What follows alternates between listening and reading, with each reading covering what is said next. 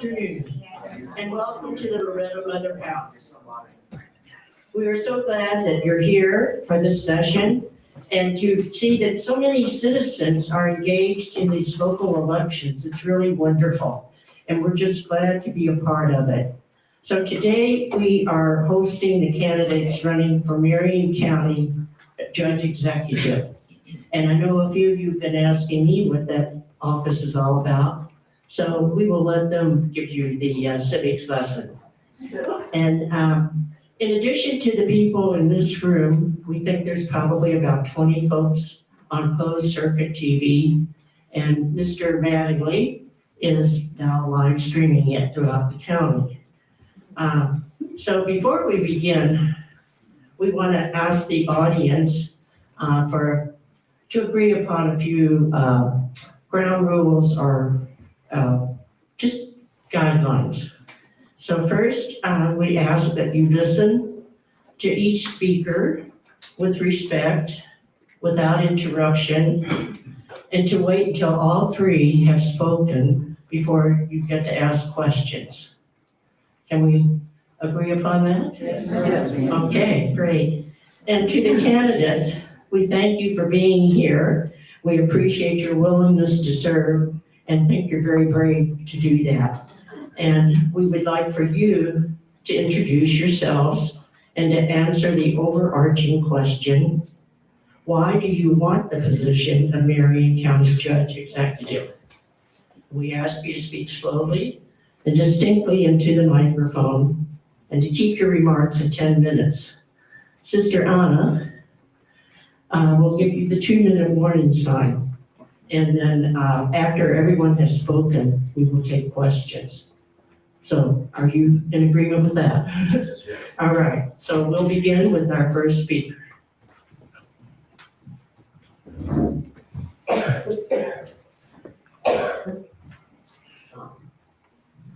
Hello, everyone. Hello. My name's Joe Strong. Of course, I'm running for Marion County Judge. I want to thank the Loretto Motherhouse Peace Committee for having all three of us here and having the past candidates that y'all had. I want to extend that thank you with what you do for those in need and your continued efforts in world peace and what you all are doing for that, okay? So I want to thank you all. I want to thank Chad Matley for televising this and getting the community engaged in our elections. I think it's been long needed. I think the citizens have a civic duty.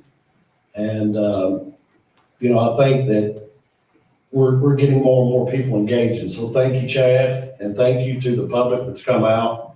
It's a beautiful day. There's a lot of other things that y'all could have done besides come out and listen to us. So we want to thank all of you all, okay? Can you pull your microphone up a little bit more? Yeah, yes, ma'am.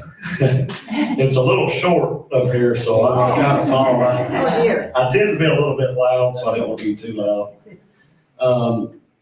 So I'm going to talk a little bit here about my service to Marion County, a little bit about myself, and then I'll answer the question on why I want to run. So I was born and raised here in Marion County. I've lived here my whole entire life. I left high school. I served as a soldier in the United States Army Reserve. I came back home. I started a family like most people. I'm married to Lindsay here with,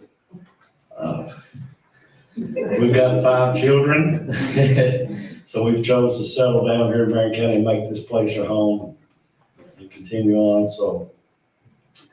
But I've served as a firefighter, both volunteer, full-time. I've served as a volunteer fire chief, a level 2 arson investigator. I was a fire chaplain, fire instructor. So I've got a pretty extensive knowledge, I've got extensive knowledge in public service. I was a part-time EMT as well, so I worked with the ambulance service. Like I said, I'm a father of 5 boys. We were blessed with 5 boys. So I'll just kind of talk about them for a second. We lost our oldest son, Tanner, which would have been 28 this year. We've got Hayden at UK, and he'll graduate in 4 weeks in civil engineering. We've got Cash that's in civil engineering as well. He just started this year at UK. We have little Bentley that plans on being a dentist. And then we have Miller that wants to be a bus driver. So we need bus drivers. They get our children to school. So I've been extremely blessed with family. I really truly have. But,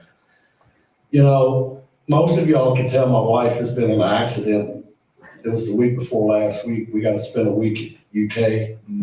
And one thing I want to do too that I didn't do, I want to thank both of these candidates as well, because they both reached out to me in that time, and it meant a lot to me. So I want to thank David and Walt both, because they didn't have to do that. Some people see that, as opposition, but they did it. They did, they stepped up, and I was really appreciative of that. So, but it wasn't just them, it was the community. Okay? So I'm big on community. I've needed this community. I needed them when I lost my son. I was broke. I went through a lot of life's afflictions that taught me a lot.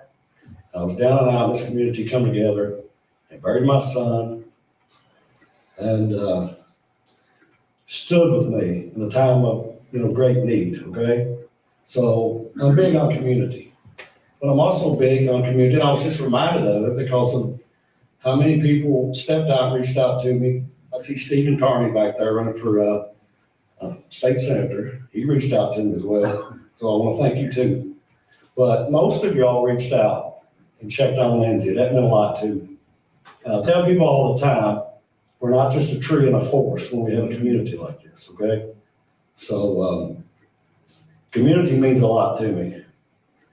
But I will say this, my time in public service, it was rocky. There was things that was going on that I didn't approve of. And I'm not going to sit up here and sugarcoat you like most politicians do, okay? I'm not going to. Because all we got to do now is turn the news on, and, our government's a mess. But it don't have to be here at home. It don't. They can do whatever they want to on a state and federal level. But this is our home. And it's time we come together and unite, both Democrat, Republican, left, right, whatever you want to call it, male, female, black, white, Hispanic, and do what's right. And I'm big on that. Because we're living in a time right now where a nation's divided. And that's not what, I know one of the other candidates is a soldier. And I know what we say when we swear to protect this very country, okay? That's not what we fight for. That's not what our cemeteries are filled up with soldiers that died and fight for this country. That's not what they stood for. So, like I said, I'm big on community. But I'm running for county judge because, first of all, that's a position of power. And it can't be treated as a position of power. It's actually a position of responsibility. It's a great responsibility. But I'm not going to sit here and accuse anybody of abusing it, but it's easy to abuse, and sometimes we forget. It's a tremendous responsibility because you handle the fiscal duties of the court. So they deal with a road department, emergency services, your trash, your dog pound. A lot of people forget the dog pound. You have the jailer to work with. Tina's here with us tonight. You have the sheriff's department. We got those. You got the magistrates you work with. And it's a big responsibility. That, you're on several committees. And it's a lot of responsibility to it.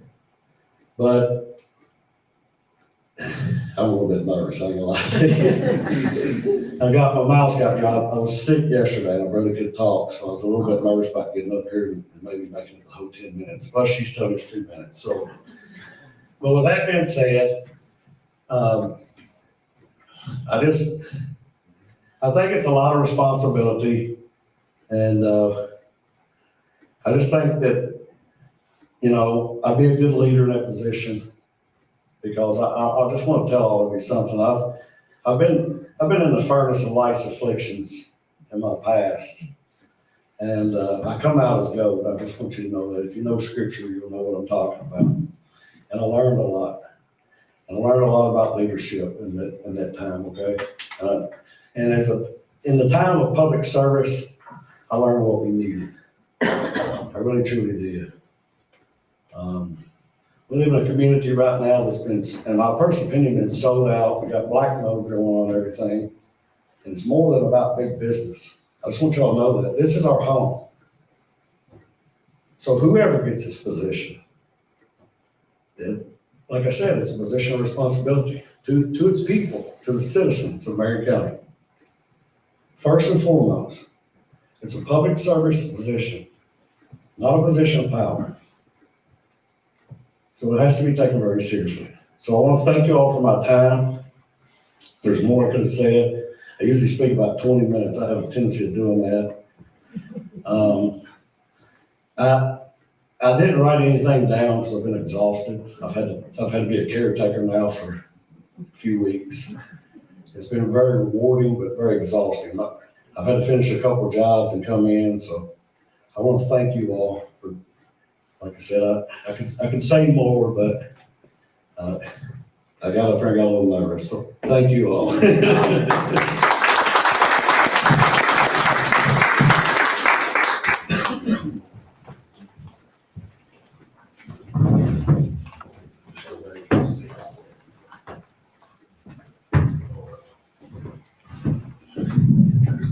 Is the clock ticking down, or just tell me to go, or just go ahead? My name is David Daugherty. I'm the current Marion County Judge Executive. I am 3 years and 3 months, or 4 months and 11 days into my third term. So this will be 12 years after I complete this term and I'm up for re-election. I am the Democratic candidate that will be on the ballot in the general election. I don't have a primary, so I just want to thank you all for allowing me to come down here today. Like I say, just a little bit about myself. I've been married to my wife for 33 years. We have 3 children that a little unique. I got triplets that are 28 years old. I got I got one granddaughter that's about 7 months old. That's 7 months old, and another granddaughter that's about 3 weeks old. So. And I'm blessed to have some great children. Very, very, very blessed, and we raised them here in Marion County. I've lived here my entire life.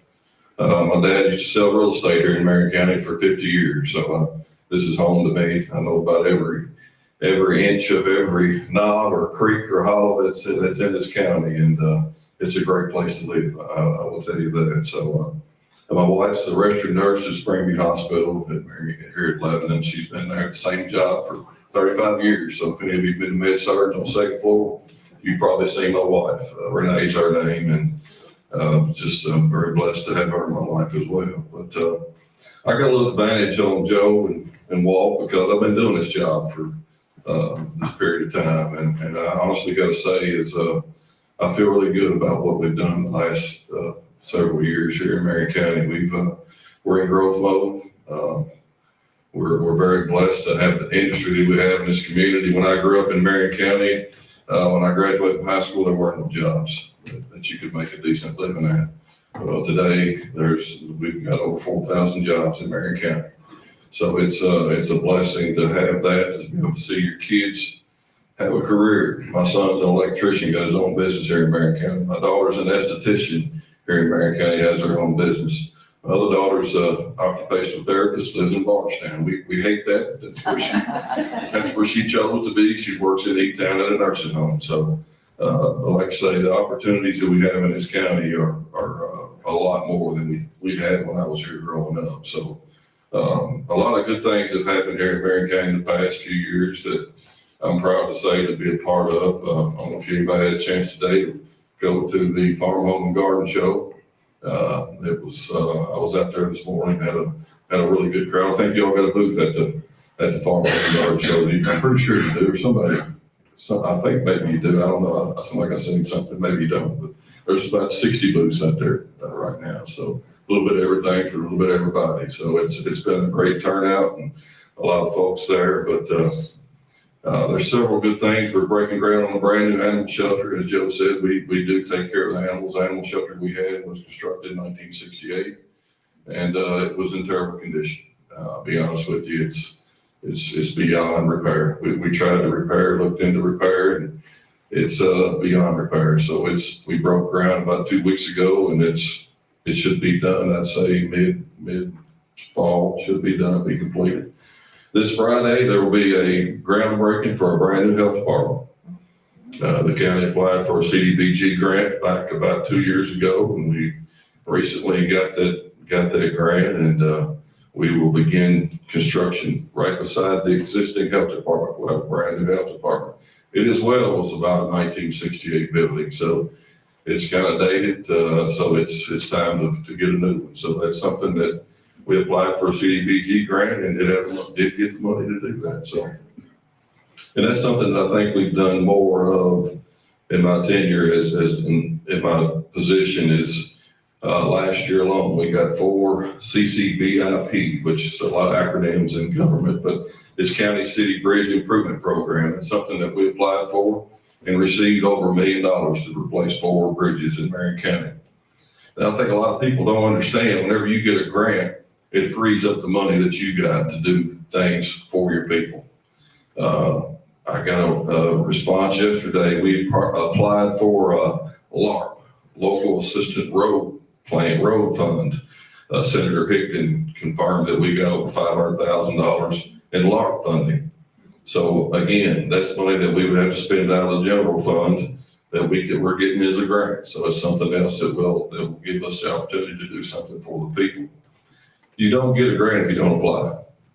And that's something that we have done a tremendous amount of, and I think it's really paid off for our county. It's the budget actually is probably in better shape than it's ever been. We're very fortunate to have what we got. I would like to say something else as well. That's really, I've learned so much about employees. We have some of the best employees in our county that's second to none. I'll just tell you, from road foreman to our office, the treasurer, and the whole deal. We've got a great group of people.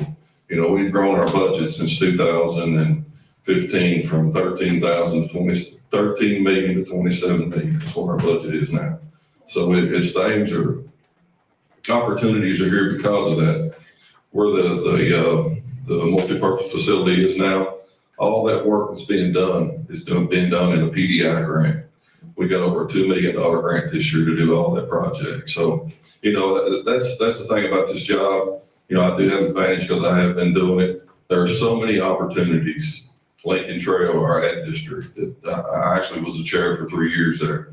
You learn where and how to get these grants, and it's really paid off in our community. A lot of stuff that you see being built is because of those grants. So it's been a great thing. Something else that we've done is Brandon Wilson had to be here today, and I appreciate him being here.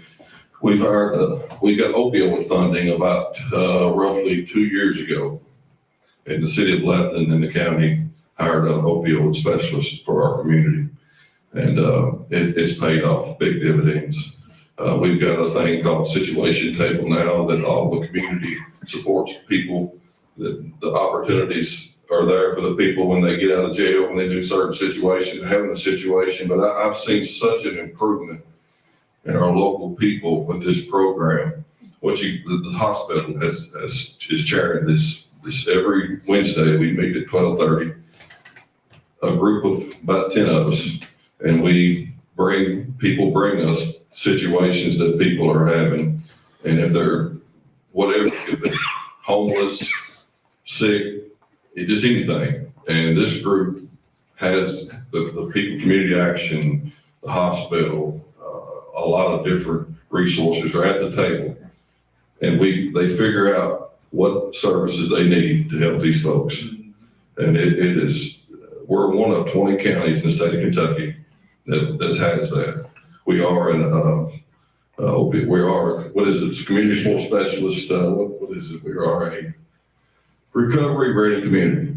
We just become certified probably about, 3 months ago, something like that. So that's there's not a lot of counties that have done that as well. So the opioid funding came from the state, has to be approved for these type of things that we're doing, and it got approved. Brandon and myself are actually on a statewide board.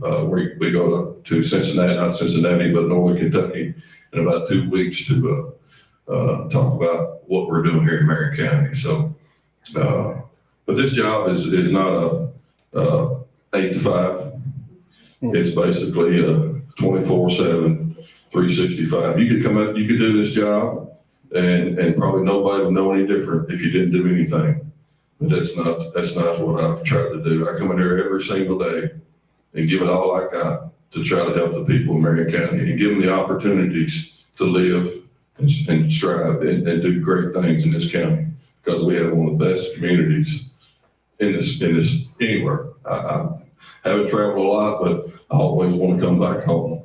No place like home. So again, thank you all for letting me come down here today, and I appreciate it so much. Thank you.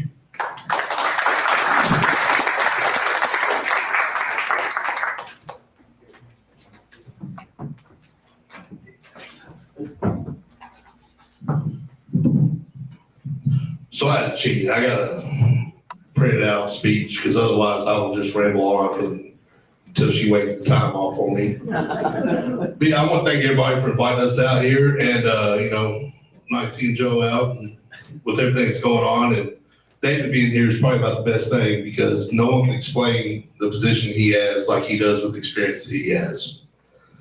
But my name is Walt Livers Jr., and I'm a candidate for Marion County Judge Executive. Now, I'm not gonna go into like my history a lot, because I know a lot of people. I've met a lot of people, talked to them. I got 3 kids. One of them's here right now. Army veteran, small business owner. Used to have a restaurant in Marion County. Not a lot of people in here were patrons there. They had a little bit of alcohol. I don't see a lot of y'all drinking up there.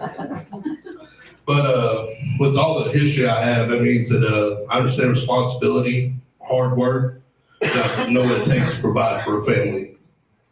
That's the mindset that I'll bring to this office. Our county deserves leadership that's practical, honest, and focused on results. Here's where I stand. Things I want to work on is infrastructure and road safety. This past winter, I know that everybody noticed that Marion County had ice on the road for 2 weeks. You could go to Taylor County, Washington County, everywhere else, and the roads are cleared. I know that was a big problem for people, and I think that as a county, we need to be more proactive instead of reactive. Have everything ready for the workers to go out and do their job, make things safer. All right, another thing I want to do is whoever wins the jailer position, I know there's a couple of them in here right now.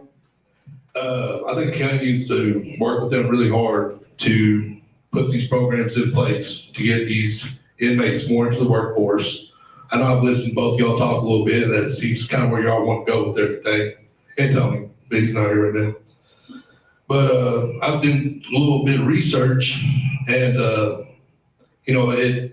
it's proven that having these programs in place help keep repeat offenders from doing stuff again. It also helps people that are in for nonviolent crimes, such as child support. Helps get their foot in the door.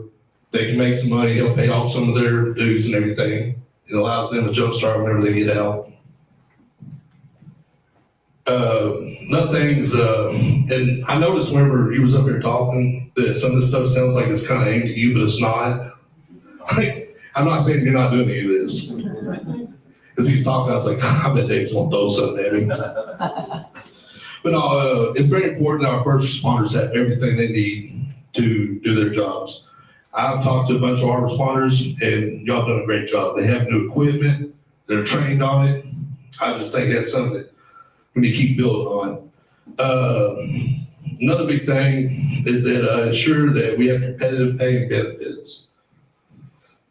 You know, we got people that devote all their time, time away from their families, going out to work on wrecks, fires, everything else. I think that we need to make sure they're fairly compensated, especially competitive with all the other counties. I know that in the past, we've had some employees leave to go to better paying jobs.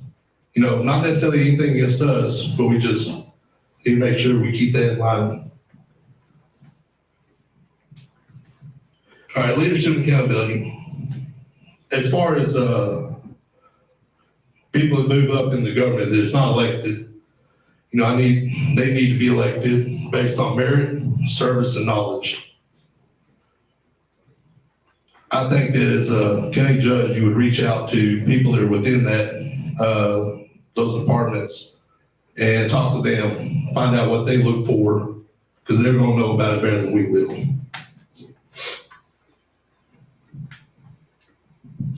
Sorry, I'm nervous up here too. I've done nothing but drink coffee all day getting ready for this, and now it's all starting to kick in. It's all right. I think one of the biggest problems for Marion County right now is affordable housing. There's houses everywhere. You can go anywhere, but they're all 3-, 4-bedroom houses. I know a lot of people live in Danville, Taylor County, Bardstown, because that's the only place they can find for a single individual or a small house, 2-bedroom. They can't find anything here for that. You talk to some of these people that have some of the big landlords in Marion County. Every time they have a place come available, they got 75 to 100 applications for that one spot.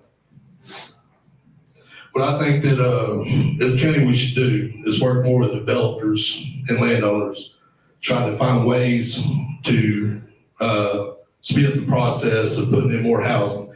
It's like David said, we have plenty of jobs, but we have a lot of people coming from Taylor County, Casey County, Greene County, Washington County, everywhere, comes to Marion County to work. But then they go right back to their communities, spend their money at restaurants, shopping. I'm 39 years old. Used to be, there's multiple places to go shopping for clothes in Marion County. Now for men, you got Tractor Supply, Walmart. That's about it. And I recently found out that neither one of those really carry stuff in my size, so. But yeah, I think that, if we can work out with these developers and local leaders, keep Marion County more affordable and livable. I keep looking up to see if you're gonna wave that paper at me. Now, one of the things, and I've listened to somebody else talk, and I've done some research based off what they were saying. He's in this room now. He's dead set against property taxes. I believe that, if you buy property and you pay on your property, you shouldn't be taxed every year on said property, especially if you're retired. You're on a set income. Why are you going to keep paying every year on something you already own? Now, in doing so, you have to find a way to cover that cost. Yeah, I wouldn't just make it, I did read a little bit. Somebody's like, how are you going to pay for that? So, one of the things that I've talked to people about is a limited or a limited tax on goods. Not like the tourism tax in Lebanon, where they put taxes on food and everything else that you need to live. It'd be a small tax on cars bought in Marion County one time, or taxes on equipment, building materials, something like that. Another thing that's worth looking at is everybody knows the bourbon barrel tax is about to go away. They're still making bourbon. They're still storing it in this county. I've heard talk before that the county can impose bourbon barrel tax by themselves. That would be one way of looking at things that could help out the people that live here. But these are just some ideas. And like I said, I had no caffeine in me that they're all floating around. But I just want to thank y'all for inviting us out here, and listen to David and Joe speak and meet everybody. Thank y'all, and ask for your support come May. Thank you.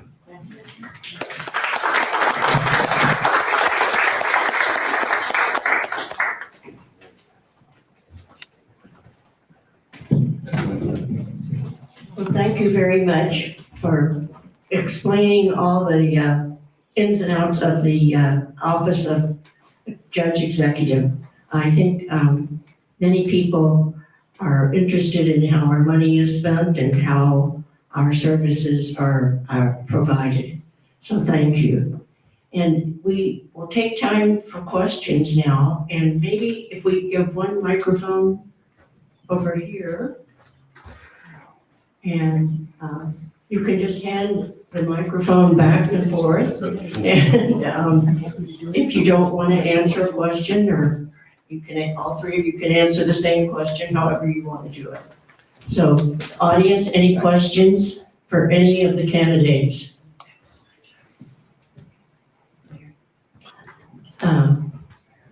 Sister Agnesan? I appreciate your willingness and your nervousness to be here to talk with us. It can be an awesome crowd. I know that in Marion County, we do have, we have blacks, we have white, we have Latinos. How do you see your position as helping to make that one community and not just pockets here and there?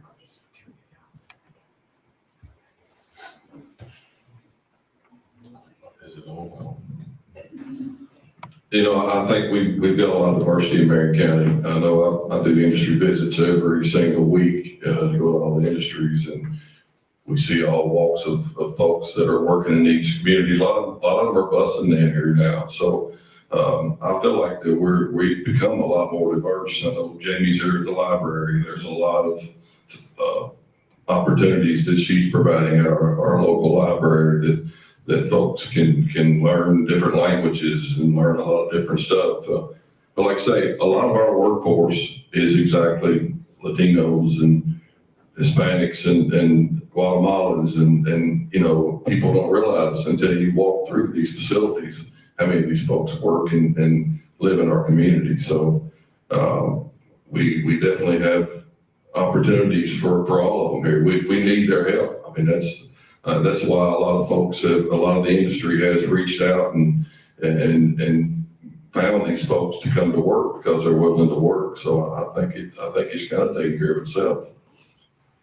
You're talking the work piece. The work piece, yes, There's ma'am. more than that to help people really be assimilated and really working side by side. Yes, ma'am. Yes, ma'am. Like I say, I don't know as far as other than the library of things that are going on. I know the health department is all this. We've got public services and they're allowed to use anything that we do here. You know, that's. You know, perhaps it is that affordable housing piece that will make a difference too. The affordable housing is something that Community Action is actually getting some traction in trying to get started in Marion County. So that's something that's coming from the federal level and state level versus a local level, because it would be such a demand on a local budget that it'd be a tough thing.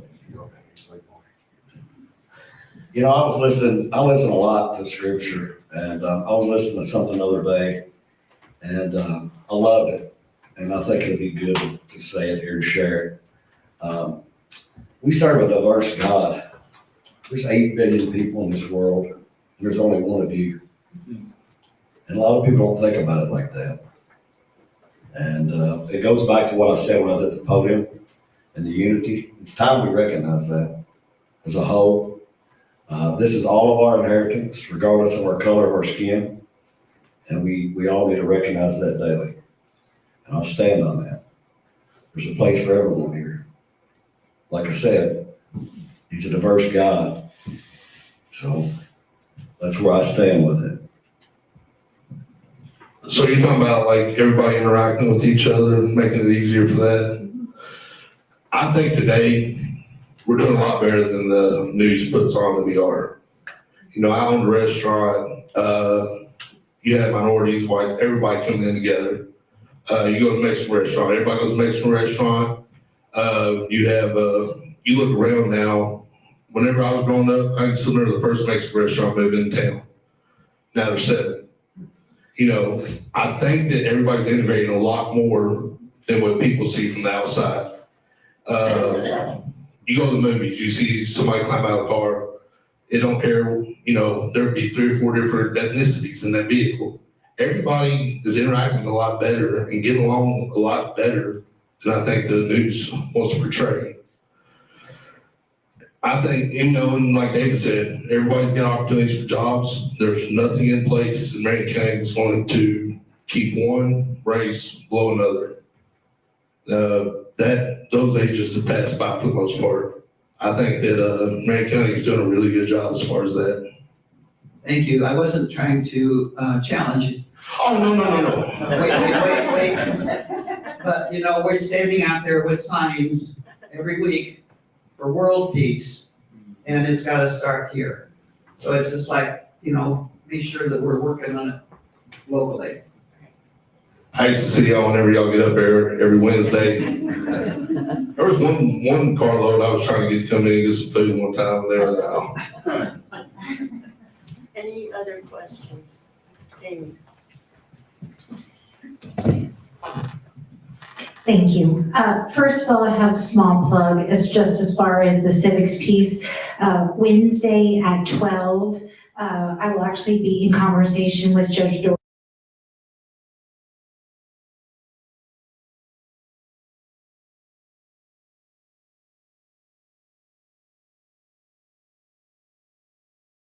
More of a deep dive in the overall role. My actual question is partly professional and just partly personal. So as director of the library,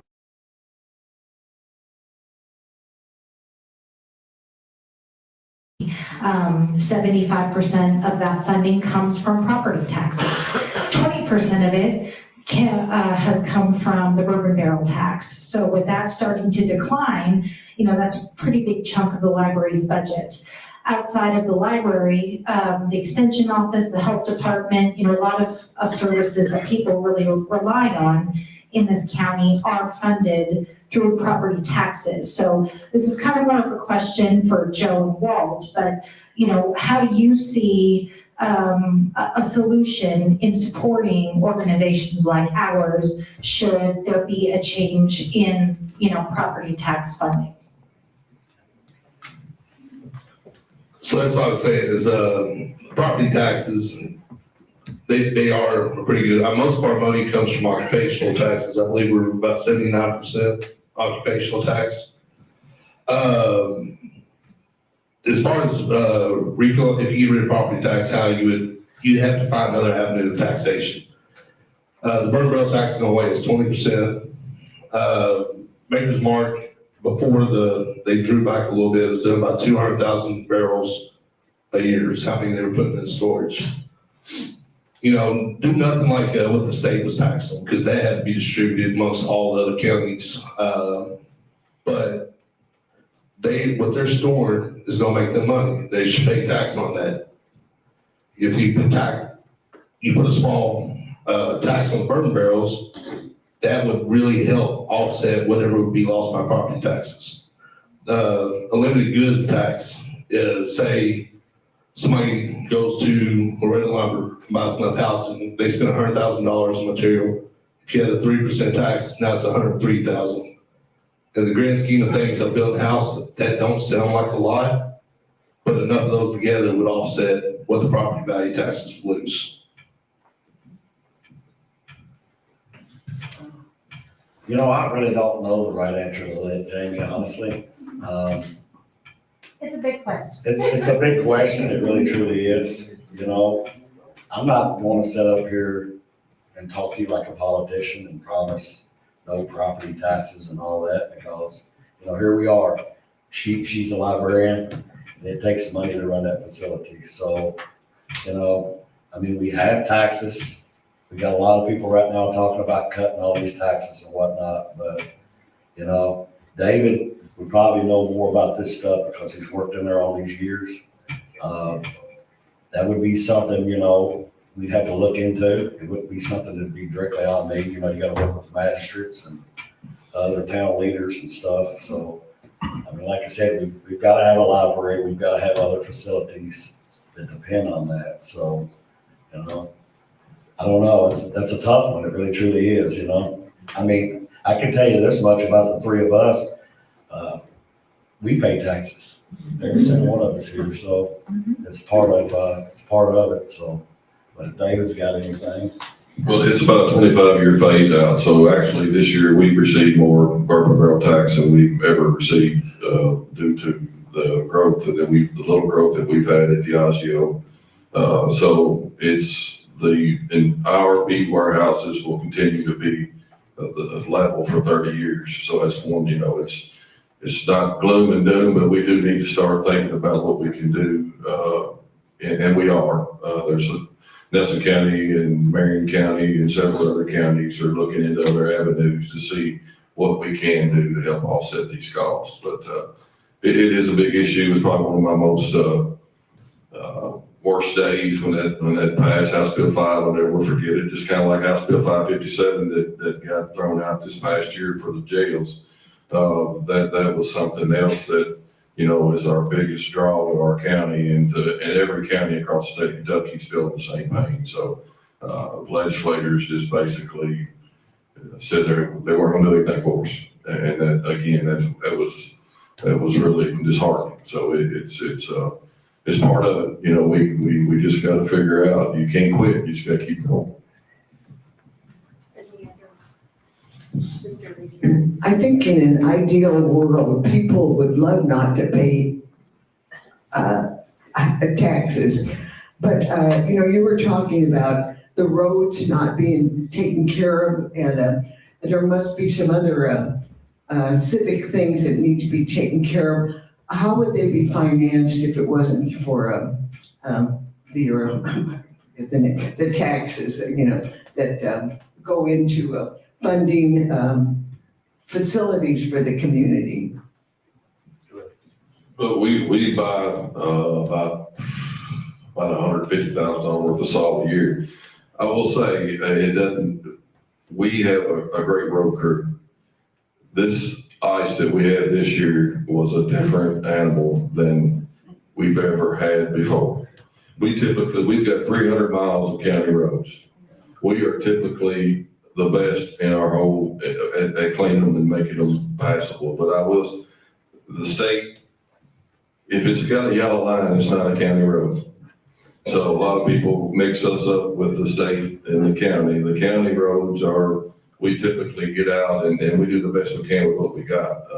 Again, but it is salt's like everything else in the county. It's went through the roof, especially after we used it all during the ice storm. So, but again, I understand that concern. I know I will take up for them. I really believe we have one of the best road departments in the state of Kentucky. I'll just be honest with you, as well as other departments, EMS and several more. But again, we put a lot of money in salt. So that's all I made an excuse, I guess. well, it's not necessarily an excuse. We own and manage a excavation business, me and my wife. I forgot to mention that. So I did lease equipment out there in that. I normally get out and work in that weather myself, but I wasn't feeling good this past year. I've had some health issues. So, there was a lot of issues with this past storm. A lot of big cities were having to pay for trucking for salt to come out of Kansas City. So it was a huge expense. I used to be in trucking as well, so I've got a lot of knowledge in business. And I can tell you this: trucking's high, with $5.79 a gallon diesel fuel. So it costs a lot to keep all this stuff up. Our road crew was dealt with a storm that we're not used to. It wasn't just snow. This was ice that was about this thick. It was tearing up equipment. They've got a pile of it up there right now that they've been welding stuff on. Like David said, we have a very good road department. We do. I'm going to defend them as well on this matter because I know what it was all about. I've got a skid steer bucket that I was just running yesterday that's just kind of flapping because it got beat up and everything. It was happening to be, you kind of had to just jab that ice, and it wasn't like just plowing like we normally do. Plows are not designed for ice that thick. So, but as far as like the taxes, that's what we talked about. Yeah. Trucking salt from Kansas City David probably knows a little bit more about the cost of that. I think $7-8 grand a load or something for some of this salt, and that was due to the barges that was getting froze on the Ohio River, okay? So we run into a lot of issues, but in leadership, we gotta have the solutions. So I think they've done the best with what they had to work with. Like he said, we have some good people in our county. We have awesome employees. And our employees are the taxpayers and the citizens of Marion County's assets. So, if you see them out in public, thank them. Especially after a long, hard storm like that. Those guys are spending an extensive amount of time away from their families and fighting the elements. Some of our roads around here, like Doug Hill and stuff, are very dangerous hills. And so, my hat's off to them. So, but once again, the tax money, it takes an extensive amount of money to run this. So it's like I was telling you all when I was at the podium, this is a difficult position. It's got a lot of obstacles, a lot of stuff, takes place in it. So that's all I have. So what I was talking about trying to get rid of property taxes. I'm not promising anything to come in like, oh, we're gonna get rid of this and we'll figure it out afterwards. That's something you would have to work with the fiscal court. There would have to be research, everything to find out if it's even doable. I'm not saying that we don't have a good road crew. I know that's kind of what it was, but in the last few years, and I'm like, they're out there doing their job every time. Them, the state, and the city, they're out there. But I do find it hard to believe that Marion County is the hardest hit county every time there's a winter storm. Every year, when if there is a big snow event, Boyle County, Washington County. This year, the day after the storm hit, once you hit by St. Catharines, it was speed limit all the way up to Louisville. 2 more weeks in Lebanon before you go 10 miles an hour. I'm not saying that they're not doing their job. I'm saying they might not have all the material and everything in place to do it right, like everybody else is. That's where I was going with that.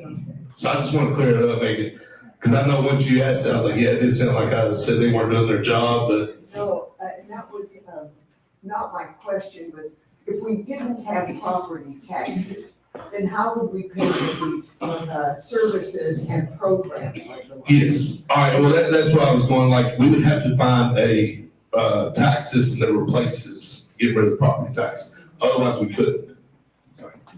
Any other questions?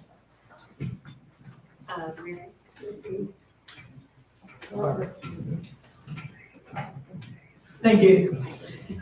So I noticed in the driving between here and Lebanon, there seems to be a lot of ground upheaval, new construction of I'll call them anonymous low flat buildings. And that's what I'm trying to think. It seems like there's a lot of property, a lot of ground that's being turned over into something. Companies, buildings and whatnot. It seems to me that I wonder how you balance the tension between, yes, we want to have companies come in and build their properties there, but then we're losing what is a value in Marion County, the ground. But, there's not maybe a lot of money in the ground where there's a lot of money that will come in from a company wanting to come in. I just was interested to see if you could talk some about that tension that you have to handle. Well, we do have a lot of things getting built, and fortunately, I get to travel a lot. We do a lot of work in Kentucky, Tennessee, Indiana. So we see a lot. We have built a lot. So I listen to a lot of concerns a lot of times from a lot of neighbors and stuff. But, you take the city of Lebanon, for example, they've got things zoned for commercial, like both sides of the bypass are zoned different and stuff. As far as like in the county goes though, if you have a farmer that sells out, that's their property, so, you know, I run into people all the time that hate seeing nature being disturbed. And, that's a big concern, you know, because I believe in balance. And so, you know, we clear all our trees and we build all this stuff, but we depend on our trees for fresh air and stuff. So, you know, I listen to the concerns a lot. I think that was a good question. I really do. But it's another one's kind of hard to answer because, you know, as a county judge, I don't think you can just go tell the farmer that he can't sell his farm, you know. I know it's been some questions been brought up about the solar farms and stuff, but, I mean, how do you tell a farmer no when they've had the farm in their family for generations? So it's a tough one. It is. It's a little disheartening sometimes. You see some valuable land, you know, become concrete. I call it concrete world, so. But, good question. That's right, thank you. Just the tension that you have to hold is what I was, or how you help us figure out the balance that you have to achieve. Economic development, we have an economic development office in our building on the third floor, and like I say, they are kind of the direction we follow when they have opportunities such as the event center. We've basically changed a lot of the focus on the industry because we do have a lot of jobs. So we're kind of focusing more on quality of life things, you know, such as the meat market, such as the brewery we have up there now, the event center. And that road that's out there now is going to come out on Highway 49. So there's going to be another way to get through there rather than go around everybody's a little scared of the roundabout. So, but you know, as long as we can keep those things in those areas, I think it's going to bring retail to our community. There's going to be a lot of opportunities. There's going to be probably 25 lots that will be sold commercial, basically for things like that we have out there now. And that's not been the focus before. Before they were more focused on getting large industries, more jobs and things of that nature. But now what we exactly got now is we don't have retail. We don't have, like Walt said, you can't get this and can't get that. So we're trying to find restaurants, and we need a hotel in a bad way.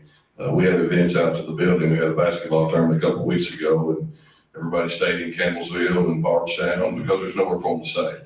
You know, so I mean, there is a very happy medium for all of that, and not to I don't want to turn my community into a metropolis by any means, but it would be nice to be able to go eat a good meal or go get something, you know, that you had to go to a little shopping or something like that, so. Are you talking about kickback from the civilians, like when they're not knowing what's going on? No, not that particularly, just the sense of how anybody who has oversight for large property balances the incentive between money that would be very attractively offered to somebody for a big farm or the county. See, this is an ignorant question because I don't know if land is in the responsibility of the county. You would be wanting the money to use for something other. At the same time, then you're losing the land. That's all. It was just to hear you talk about how you think about balancing those tensions. Yeah, so you're talking about like the county owns something, them developing on it as opposed to keeping it in that just way. The county, in my opinion, you know, budgeting, developing, all that. If somebody wants to keep it in the national land, they should purchase it from the county. You know, because if the county keeps it, there's really not their job to make it a nature preserve or something like that. That would be something like, I believe the state would have to step in WMA. But as far as the county, the property that it owns, if the county purchased it, they should have a reason to have it used for the property. Otherwise, there's no sense in them having it. Thank you. I appreciate your giving some time. Thank you, audience, and thank you, candidates. I'm looking at the clock and we have time. Here you go. Sorry. I'm looking at the clock and we have time for like one really short, easy question. Oh, yes, ma'am. I'm just Very curious well. about the solar farms, and I've seen out on Springfield Highway that there's one going out there, and unfortunately, I hate to see rural communities be destroyed, and that's my word, not anybody else's, with unsustainable products like these solar panels. I've done a lot of research on those, and from what I'm understanding, you know, they're only good for maybe 15 years. There's nowhere up to this point that they can safely be destroyed, buried, nothing, and they just lay there when they're changed, and everything just leaches out of these. There's chemicals involved because of the components that it uses to make a solar panel. What are your all's ideas on how do we, or are we as a county going to be responsible for respectfully disposing, respecting our lands, to get rid of that debris once it starts breaking down? Well, typically these solar projects, every one of them have to be vetted through the PSC, Public Service Commission. There's guidelines that they have to follow. It's kind of like whenever they do energy rate increases or any of these things, they've got to do an environmental study, they got to do a phase 1 study. They can't do things close to a stream. If they do, they got to move the stream. So, you know, I know a lot of people have concerns, and I understand those concerns. I think there's been a few bad players in the solar business over the years.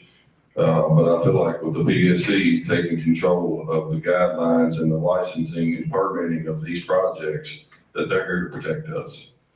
And it's a strenuous process. They've been working on these projects for 3 and 4 years before they even, and they've still not confirmed if they're completely going to pass through to the final stages yet. So, you know, I think the history of these projects is kind of what's been bad, and I do agree.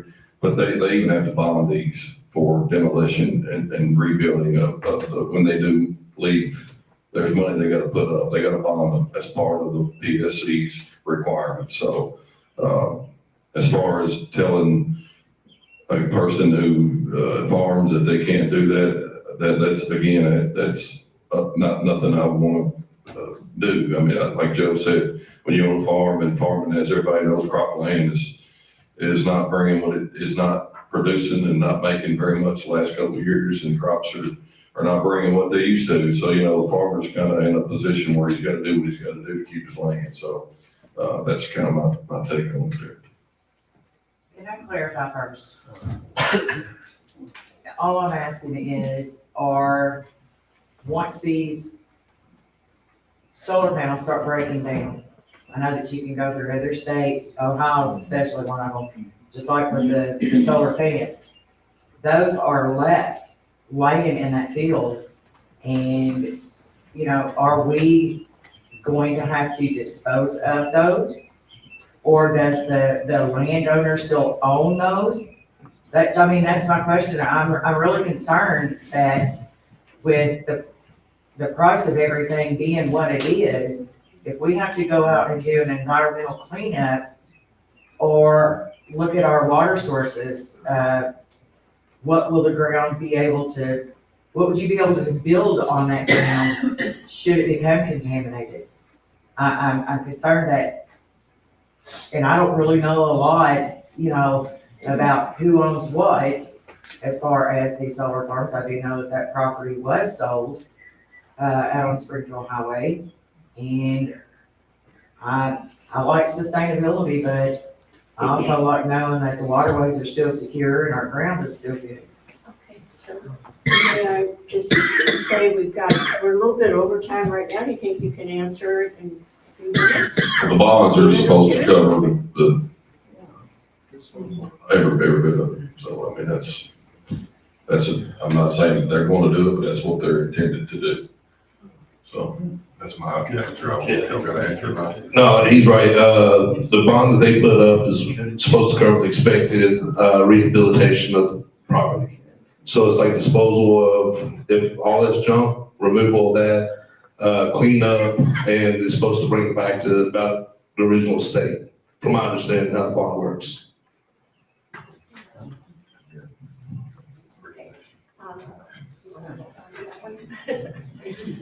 I think, Marion, you got your hand up? Okay, you can use this, turn the mic on. If I turn it on.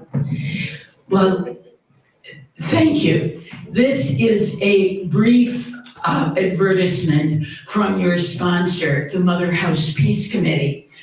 We wanted to speak to diversity, equity, and inclusion because they're getting a little bit beaten up on the airwaves. And so we wanted to say that diversity has gotten jobs for many of the women in this room. It protects people with limitations ranging from dyslexia to spina bifida. It has repaired the history of discrimination, whites and blacks. Equity is a promise that we all get a fair share. It's a promise that's we're losing on as we're watching our Medicaid, for example, being transferred into the pockets of billionaires. Inclusion, it's God's call. I'm doing this without my glasses. Inclusion is God's call to welcome the stranger, to stop bombing in Iran, to form to love one another, and to do good with one another. And the last thing I want to say is Pope Leo talked this morning and gave a little call for peace as part of his vigil for peace. And he said, just this morning, we want to say to the whole world that it is possible to build peace, a new peace, that it is possible to live together, all people of all religions, of all races, that we want to be disciples of Jesus Christ, united as brothers and sisters, all united as a world of peace. So, amen and thank you.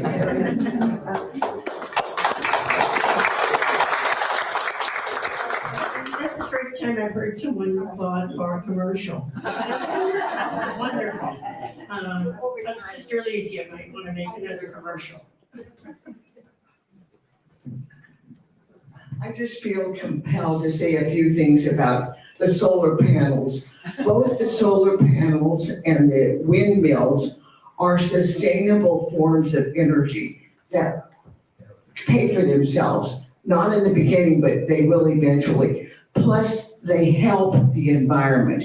Right now, the fossil fuels, the smoke and the oil, the gas emissions is what is making these winters be so harsh and the summers be so warm. You know, we're just not taking very good care of our Mother Earth. And so I would like to put in a word for the solar panels. And as the gentleman explained, they're not going to just leave them abandoned. They will, if they're going to not be used anymore, they will dismantle them. But I think we have to be thinking about our future and our climate and our Mother Earth and look at sustainable energy instead of the fossil fuels. And that's a little commercial too.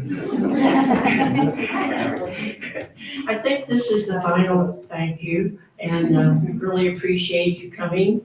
And thank you so much for taking time to answer these very difficult questions. And I really appreciate the work that you're doing. And we will probably finish with our local election forums, but after the primary, which is May 19th, we hope to have more sessions and have candidates from both parties competing for one office. We hope to have those candidates answer our invitation.